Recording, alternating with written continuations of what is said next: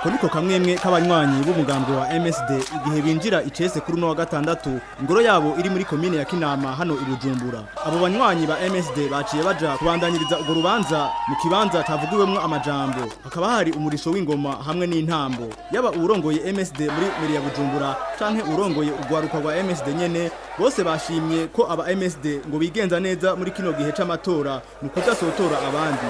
François Nyamoya icegera c'umukuru wa MSD mu gihugu cose yamenyesheje mu ijambo ryiwe ko muri MSD bubahiriza iciyumviro c'abandi muri demokrasi.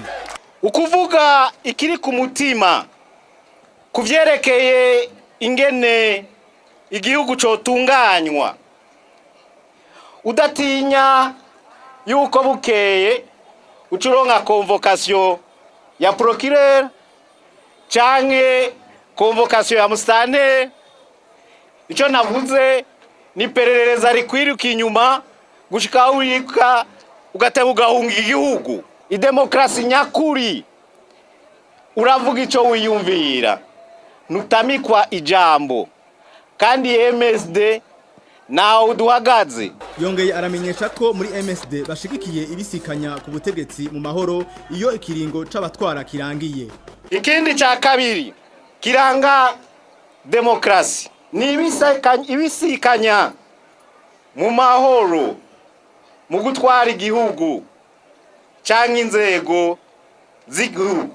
Nico kimenyetso kiranga demokrasi ca kabiri.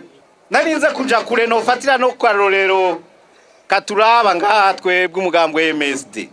Sinifuza ko abarongoye inzego z'umugambwe muri MSD bo harambira bakahaguma nk'imyaka y'igikona, hageze ikiringo cawo bakabisa abandi.